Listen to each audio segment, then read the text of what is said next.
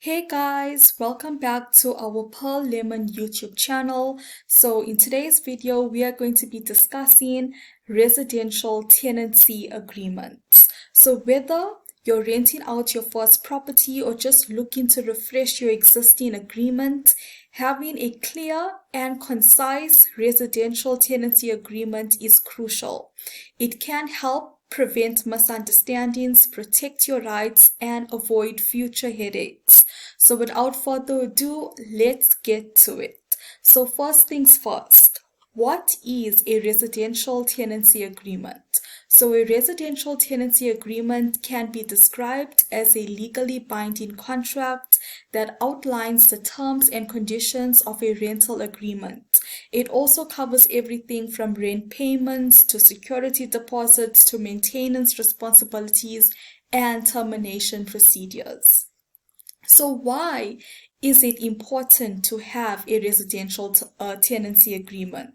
So there are many reasons why having a residential tenancy agreement, but here are just a few. So number one, it prevents misunderstandings. So here it spells out everything in writing, so there's no room for confusion or miscommunication. Number two, it protects one's rights. So it ensures that both the landlord and tenant are aware of their legal rights and obligations. Number three, it avoids disputes. So it can also help to prevent disagreements that escalate into costly legal battles. And number four, it makes it easier to resolve issues. So if there are any problems, the residential tenancy agreement will be able to provide a clear reference point for finding solutions. So now that we've established what a residential tenancy agreement is and the importance thereof, let's get into what should be included in a residential tenancy agreement. So while the specific requirements may differ depending on your location, there are, however, some key elements that should always be included in every residential tenancy agreement. So number one, it should include the name and contact information. So here you need to include full names of both the landlord and all tenants. You also need to provide addresses and phone numbers for both parties, including an emergency contact for the landlord. Also consider adding email addresses for easier communication. Number two, it should contain property address. So here you need to be specific, include the unit number, floor, and building name if applicable. Also mention any additional areas included like parking spaces or storage lockers. Number three, it should contain the term of the agreement. So here you need to state whether it's a month-to-month tenancy, a fixed term lease, or any other arrangement.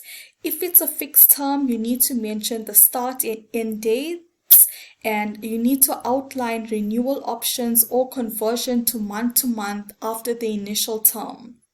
Number four, it should also contain the monthly rent amount and due date.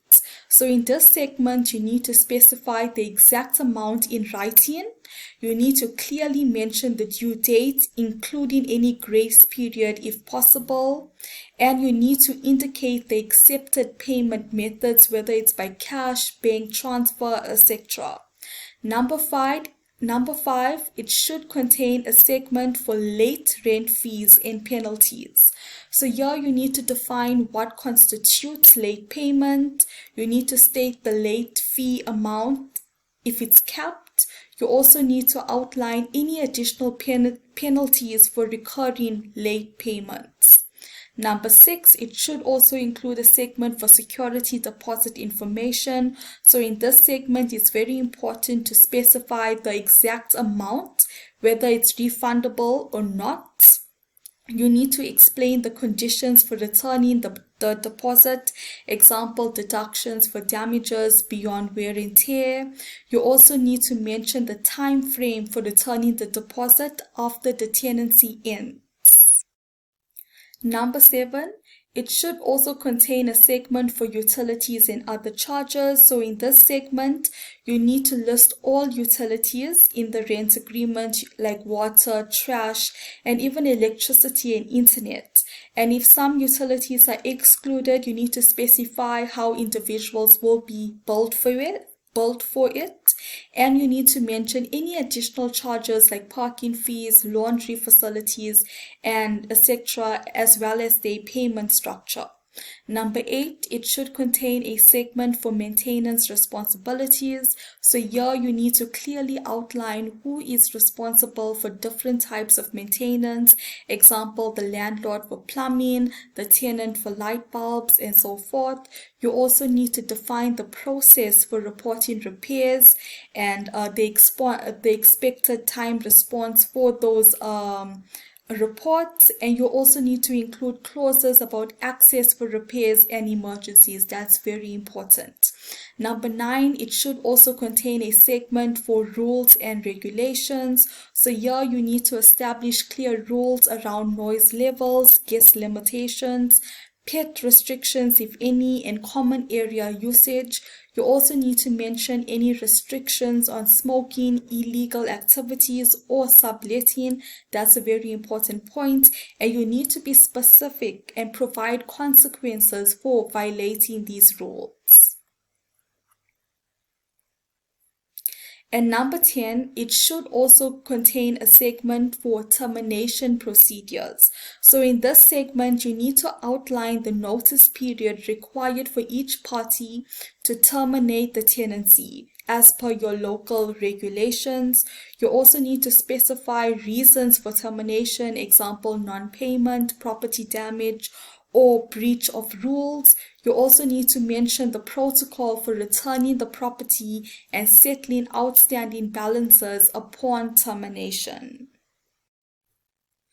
So yes, these are the important elements that should be contained in every residential tenancy agreement. So now that we went through the essential clauses, let's go to the tips for drafting an effective residential tenancy agreement. So number 1, use clear and concise language. So here you need to avoid using legal jargon that your tenant might not understand. Number 2, be specific always. Remember, the more detailed you are, the less room there is for interpretation. Number 4, include all relevant clauses. So this means that you should not skip important sections just because you may think they're not applicable. And number 4, and very importantly, if you feel that you need to get it reviewed by a lawyer, please do so. And I feel this is very important if you're unsure about anything or if the property has unique features. So there it is, guys. A quick and simple guide to drafting your own residential tenancy agreements. Remember guys, drafting a residential tenancy agreement may seem daunting, but it's not rocket science. By following these simple tips and using the resources available to you, you can create a watertight agreement that protects you and your tenants. So thank you all for watching. If you found this video helpful, please give it a thumbs up and subscribe to our YouTube channel for more legal tips and advice. Till our next video, bye!